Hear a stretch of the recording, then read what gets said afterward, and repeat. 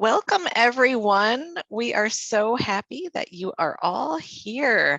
I am Jen Schaub. I am your Mistress of Ceremonies for today's session. This is the Young Professionals Summit Breakout session, and this is the Investing for the Colored Majority Kids session. I guarantee you're going to walk away with some opportunities to share. Now, before we get started, I have a few general announcements to share with you. So please note the housekeeping rules for this session. All right, so we invite you to turn on your cameras and engage with us throughout the session with the virtual clap and the chat. If you have questions for the speaker, please direct message. You can direct message your question to the Q&A in the chat. Also, remember, unless you're called upon as a program participant, please keep your volume muted on your microphone and or your devices. All sessions will be recorded and available after the conference. Also, really important, if you experience technical issues during the presentation, please feel free to send a direct message to the tech team in the chat. Another message for everyone, we're really proud to partner with the United Negro College Fund again this year. We invite you to donate by visiting the sponsor site from the conference lobby. Also, at the end of this session, there will be a drawing for a prize donated by our sponsors. That's something really fun and new this year. If your name is drawn as the winner, we will contact you to arrange delivery of your prize. I'm hearing that everyone who signed up is registered and you don't have to be here, so that's pretty neat, but it'd be great if it was one of you who are here. Also, we would like to thank our sponsor, PSCU, and all of our sponsors. You can learn more about the sponsors on our sponsors and exhibitors site from the conference lobby. Their booths will be available through the end of December. All right, so everybody, I'm going to go ahead and welcome our speaker. Our speaker today for the Young Professional Summit breakout comes from Ione McNeil. Ione is a longtime Better Investing member and a volunteer, originally joining us as a youth member. Her early work included teaching youth and young adults the importance of investing, the power of compound interest, and how to become a corporate shareholder. Oh, all really important. After publishing her first book, which is called The Baby Billionaire's Guide to Investing, which, by the way, you guys, you can go on the website. I just bought 5 copies, so little plug for you there. After publishing her first book, Ione began working with an organizations such as Capital One, ING, the Heart of America, and Girls Inc. to create and deliver financial education curriculum and experiences to grade school children. She's been featured in magazines such as Black Enterprise, 17, Essence, and Better Investing. Oh, that's a lot. Ione is a director of the Better Investing South Florida chapter and a member of the chapter's Model Investment Club. Ione is a proud graduate of Howard University. Presenting Investing for the Colored Majority Kids, please help me welcome Ione McNeil. All right, take it away, Ione. Thank you. So I just have to say, my heart is beating really fast right now. I am very excited to be presenting to you, and I'm very nervous. And so while Jen was talking, let us take a stretch, just like, yeah, I think that made me feel a little more comfortable. We're all, yeah, because I'm like excited but nervous. So I'm going to just go ahead and get started. Thank you, Jen, for introducing me. I feel like I'm going to speed through my presentation just so that you can get a sense of the work we've been doing with Black and Brown youth this summer. But the reason I want to speed through it is because really I want to engage in conversation with you within the allotted time that we have and have as much Q&A as possible. So please, if you think of anything, immediately put it in the chat, put it directly to Q&A, because I don't want you to hold the thought. I don't want you to lose it. In fact, as I get started, one of the first things I want you to do is put in the chat your #1 expectation for this program, and or the #1 question you may have, because I want you to just kind of get it out. And then if we have time, I can make sure that you either get your question answered or have your expectation met by the end. So just go ahead and whatever's top of mind, what you may be interested in, there's no right or wrong answer. That would really help us tremendously. So with that, I'm gonna share my screen. And let's get this show on the road. So again, my name is Ione. I am also known as the Baby Billionaire with, I didn't name myself that, of course. Somebody else named me that when I was much younger, when I started investing at an early age and was teaching other kids my age about investing. And so that was the name that stuck. And when I ended up writing a children's book on investing, I really branded that because with me learning investing at a young age, I know that it's possible as long as we deliver the content in a very user-friendly, basic education way. So there's a Chinese proverb, of course, that says the best time to plant a tree was 20 years ago. The second best time is now. With this quote, what I want you to do is take a minute and just think about, kind of that one regret or that one, oh, I should have started earlier on blank. For some people, it could be savings, it could be investing, but think about that because that's really the energy that I want you to bring to listening to this conversation, which really helps to drive home why teaching youth and exposing youth to savings and investing at an early age is so important. This summer, with the help of AACUC, of course, I'm currently a national board member of Better Investing, and I'm working with Klein, who is really putting on and providing, again, Black and Brown youth with investment education and exposure to managing an investment portfolio, exposure to careers in finance, everything that they may not have otherwise had access to in regards to finance and investing. We've been exposing them to that this summer. So we've hosted, and this is actually our last week of a 10-week summer stock market experience program. We're using the platform, the Stock Market Game, which we have partnered with the SIFMA Foundation in order to basically have teams create like mini investment clubs. They're working in teams of 3 to 5 youth per team. They have 1 to 2 adult advisors assigned to each team, where actually, granted enough, Andrea Finley and I worked on the curriculum for this 10-week program and helped to host also a speaker series, which has been occurring every Tuesday night from the beginning of June and will wrap up at the end of August. Some of the topics we've covered have been compound interest, investing metrics, understanding PE ratio, understanding and getting exposure to sustainable investing, ESG, just a lot of different things. We've had on June 22nd, a very phenomenal credit union panel where we hosted 11 different credit unions to talk about the difference between credit unions and banks.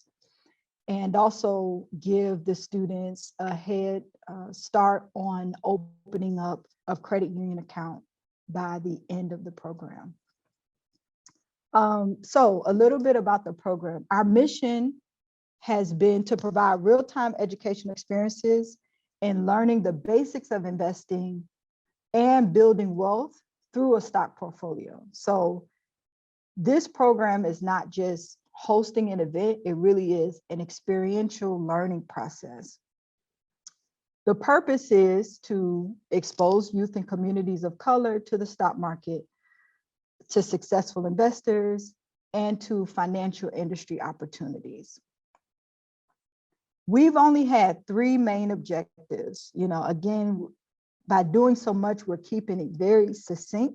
Number one, we want all the participants to be able to learn basic investing terms, principles, concepts, and strategies. Second, to understand the difference between credit unions and banks. This was one of the fundamental tenets of our program. And then last but not least, to actually grow money in the stock market. So we had 2 enhancements because, again, we're giving them the access to this experiential opportunity, but we wanted them to walk away from the program with some things that they could use. This isn't just class where you just show up, attend. We wanted them to actually do something outside of the program. And those 2 things was, number one, set up a credit union account. And number 2, set up a credit union account if they don't have one already. And number 2, open up a youth Roth IRA account. What we found in this process, and I'll get to the stats later because I do have charts about that, was that many of our participants, both the students and the adults, did not already have credit union accounts. A lot of students didn't even know what a credit union was. And then, of course, even more students and adults didn't even know what a Roth IRA was, let alone did they know that they could open up a custodial Roth IRA, being under the age of 18. So who are we serving? As you can see here, the majority of our students self-identify as Black and or African American. We have been able to also reach a small proportion of Latinx students and Asian American students, but we have not left out the Native American population nor white students. So this really is a program for all, but we are intentionally focusing on those communities that look like us, Black and brown communities. So at the beginning of the program, we had about 400 students express interest. And, with the summer and natural attrition, we have 255 students planning to complete the program. So in this opening survey that we did, one of our very first questions was simply, do you have a credit union account? And as you can see here, about 60% did not have a credit union account. Either they never even heard of a credit union, or they don't have one, but in the course of the program, they plan to open one. So we thought that this was essential data to collect so that by the end of the program, we could really assess, were we able to help them open up credit union accounts? Next piece of data. Do you currently have a Roth IRA? I love this one because overwhelming majority, 52%, is like, I don't even know what a Roth IRA is. So, but then you have another 40% saying, no, but I plan to open one.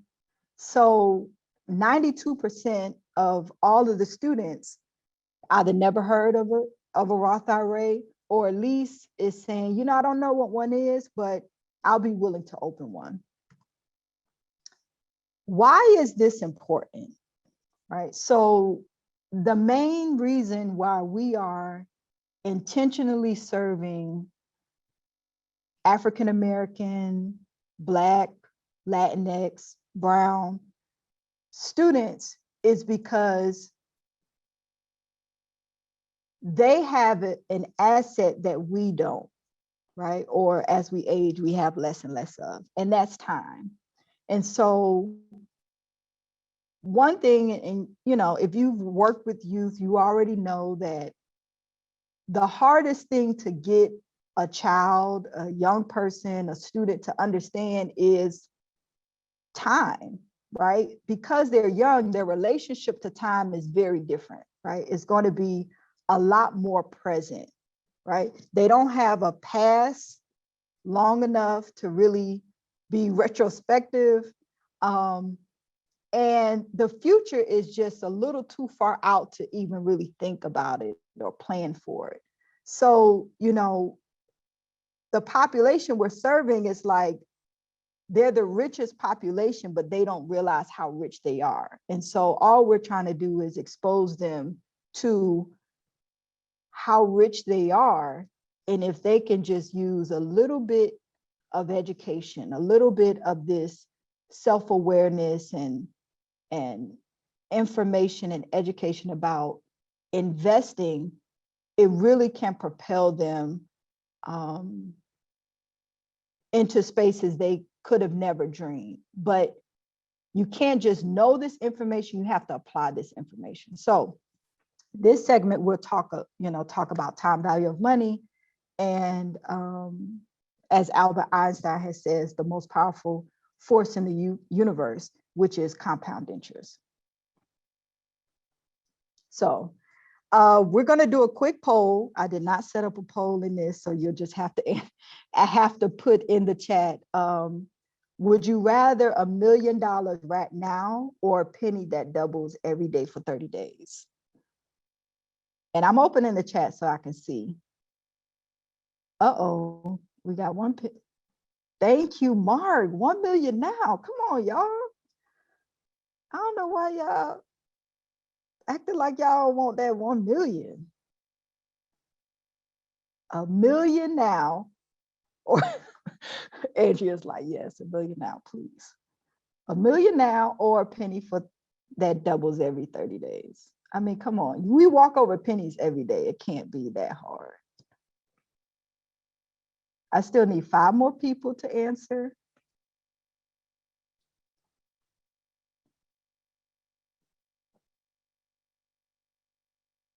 I'm not good at math.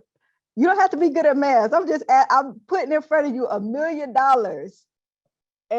or the promise of a penny that doubles every day. Like 2 seconds, just decide. All right. Well, thank you all. Oh, look at you, Jen. Thank you all for answering that beautiful question. Let's see who's gonna end up with the most money in 30 days. Now, I already know that you already have spent that $1 million in your head before I got to this next slide. So I doubt you will have $1 million in 30 days. So let's see who, how this works out. So $1 million today, everybody's been paid, right? If you chose $1 million a day, call me later and I'll just pay you $1 million a day. But if you didn't choose $1 million a day, if you chose to wait and see if what this penny would turn into, you would have $1 million in 28 days. So just take all of February. If you could live through a February, then you would have $1.3 million, right? By the next day, you would have double that, $2.7 million.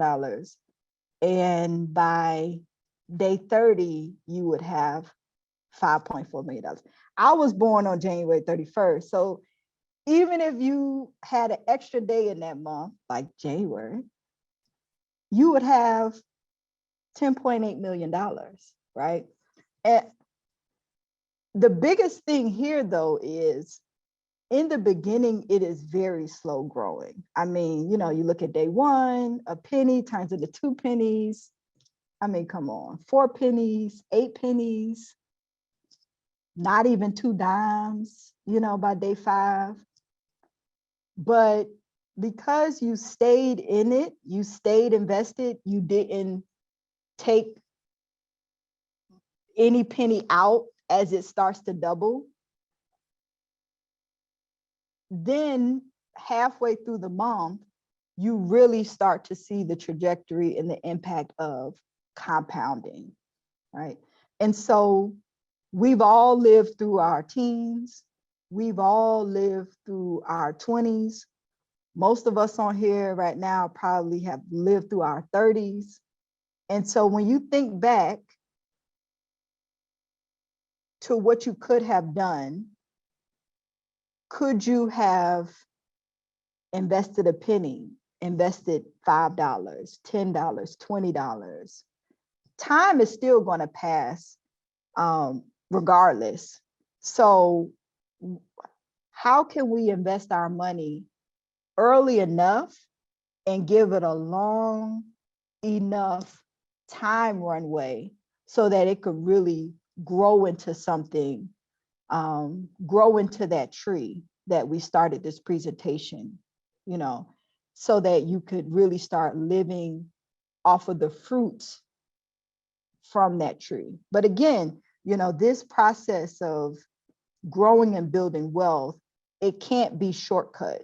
You know, if you already have a big chunk of time, like 20, 30 years, you can automatically become a millionaire, but you have to invest in those things that's going to get you not an exponential amount of return, but a decent amount of return, so that you can grow your money. So simple versus compound interest. This is really where, you know, as we expose the youth to the idea of interest, what is interest? You know, any one of you as a credit union professional, you could be able to explain what interest is, right? You know, when I open up a savings account at your institution, you're going to tell me what rate of return or what interest I'm going to earn by having my money in that savings account. But we also all know that that's probably not even 1%, right? So where are we going to go to give us compound interest, in the sense of the money that I invest, it pays me out a dividend, that dividend gets reinvested to buy more shares, which then ends up paying me more dividends, right? Because I have more shares or more units. So the easiest way to think of compound interest is think of it like your initial principal is earning interest. And then, well, y'all already know this, y'all loan money and stuff like that. So anyway, just being able to really explain the difference between simple and compound interest. It doesn't really take long once you get into this concept for students and young people to understand it. But once you do expose them to it, and that's what we've been learning, you know, throughout this program, you have to have the answer for them to know what's next, right? Because when you're learning this concept, and unfortunately, you know, in helping some students and adults open up credit union accounts this summer, credit union professionals, you know, random, I don't know them, I just called the credit union, spoke to someone. They were very knowledgeable about how to open up a credit union account. But once I said, oh, well, they also want to open up a Roth IRA, they were not as well versed. And then when I asked, well, what options do they have to invest that money inside of the Roth IRA? Then they really were uncomfortable, you know, answering that question. So hopefully this is really the start of a growing and a building relationship that we will have, because again, I'm not in the business of selling anybody anything. I'm only in the business of investment education, right? Because once you know the right questions to ask, then you know the right questions to ask. You know where to go to look for the information. You know how to decipher information. And you also know how to protect yourself when somebody is coming to you trying to sell you something under the guise of knowledge. So here's another nice little graph of compound interest. Who will earn more, right? So again, when we take that concept of compound interest from the $1 million today, or the penny that doubles every day for 30 days, then we start to see how can compound interest work for us. Now, again, being in this industry, we understand compound interest from the side of a consumer, right? Most of us probably have a mortgage. Some of us probably have experienced credit card debt, right? That one small little thing can end up compounding out of control for someone else's benefit. So what is investing? Investing is using that same small amount of money, but allowing it to snowball out of control for your own benefit, you know, for your own ability to build wealth, right? Again, it's not about how much money you start with, it's about how much time have you allowed it to grow and compound for you. So in this example, you can see investor one starts at age 25, sets aside and invests $5,000 a year, 10 years in a row, so 25 to 35. And she doesn't invest anymore, right? She also doesn't take anything out, right? Investor number two, starts at 35, but is consistently investing $5,000 a year for the next 30 years. Now, the great thing about this scenario is if anybody is trying to figure out what should I do for retirement, you should be doing this. Even if you didn't start at 25, this is literally showing you that, I mean, anybody could probably do this calculated math. 5,000 times 30 is, I don't know, $150,000, right? And so that investment of $150,000 over 30 years gave you almost a $500,000 return, right? So again, this is one of the most important concepts that we want students to understand, because by starting at age 10, 11, 12, 13, 14, 15, then they don't even need $5,000. Even if they started with $1,000, some of them have summer jobs, some of them have internships, but if they have the information and over time they develop the patience, they can start investing at an early age, and their wealth building capacity is not tied to their future income bracket. And from my perspective, this is very liberating information, because, you know, the type of job you get, the type of education you get, there's a lot of external factors that may play into that, but having this type of information where you can make the best decision for yourself, money you probably were already going to spend on something you're not even going to remember a year or two from now. If you had a plan or a purpose for that $1,000, $2,000, $5,000, then that really could be the seed for you having a much more comfortable retirement and or lifestyle. So this is actually my favorite chart, and we're getting close to the end. I saw this chart when I was anywhere between 12 and 14 years old. And this chart is called the time value of money chart. And I'll put it in the chat if you want the whole thing. But you have 3 different people, and these are not 3 different people at different ages. This is actually 3 people of the same age, but over time decided when they were going to invest. So for example, when they came to this presentation, they're all 15. They're all a part of the Summer Stock Market Experience program. But out of these 3 friends, only Billy said, you know what? I'm working at Wendy's part-time because I'm still living at home. I can afford to try this out. And so Billy decides to invest $3,000 from, being a sophomore in high school to being a sophomore in college. And then he stops, right? He just lets the rest grow on its own. And they're all earning, 10% annual return. And that's easy if you're investing in stocks, even if you invest in index fund that replicated the S&P 500 for the past 20 years, you would have averaged between 11 and 13%, right? So Susan, she watches Billy do this, but she's like, high school's for having fun, getting a car, going to the movies, going to the mall. Investing is for older people.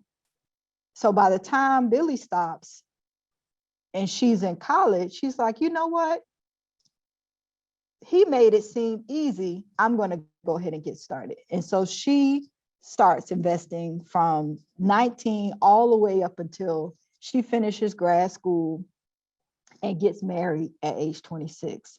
Kim, on the other hand, is like, I could just wait. I can wait until, not until I get my first job. I can wait until I get my first promotion, because I can't really afford to, live off less than what I'm making at this time. Like, when I get a bonus, when I get a promotion, that's when I'll start. And so that's when she starts. She starts at age 27, and she invests $3,000 a year until she's 65, right? So let's see who ends up with the most money at the end, right? Because it has to be Kim. She put in $3,000 a year for like 40 years, right? Whereas Billy, he only put in $3,000 a year for 5 years. So, it just has to be Kim. Come to find out, it's not Kim, right? So as you can see here at the bottom of this chart, Billy ends up investing $15,000. Everybody earning the same rate of return, 10%. And by 65, well, first of all, by 60, he's a millionaire, right? He forfeited a car, the cost of a car in high school, $15,000, and ended up becoming a millionaire by 60, right? Again, it doesn't matter how much he earned. He could have been on welfare and food stamps, but because of an early decision he made, and then the later decision to not touch it, but to let it grow, he ends up with $1 million by 60. Kim, on the other hand, ends up with $1 million by 63. Now, again, all these people end up millionaires, but the cost to become a millionaire, again, Billy forfeited the cost of a car, $15,000. Kim, it costs her the cost of a house, depending on where you live in America, $117,000. You could buy a house or 2 houses with, outright with cash. Not to forget Susan, somewhere in the middle, investing $24,000, ending up with 1.5. But again, if you can invest $15,000 and earn 1.6 million on top of that 15, because of how far you started, then I think that really understanding that could really help you understand how important your now is, right? So, this is really the whole chart. You can definitely see year by year their total value all through compound interest, right? Everybody is making a 10% annual rate of return. When you invest your money in the stock market, you give yourself the opportunity to grow it significantly more. And while retirement seems far, far away, 10 extra years of early investing, your money can literally mean hundreds of thousands of dollars when you retire. So this is, really the same chart over. And then the last question, of course, is which will you choose, now or later? Because of time, I'm going to skip the video we had. But this is my information, and I'm going to take questions. Oh my goodness. First, can I just say, like, your presentation made me nervous to the point where, like, I wish the credit union wasn't closed, because I want to go like tomorrow with my kids and like take them down there.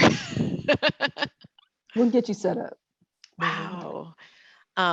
Also, I mean, I'm excited to read your book on this. I know one of the questions had to do with, how can I get started? What are some ways I can teach my kids, or just kids in general? I think your book will probably be a great educator for that purpose.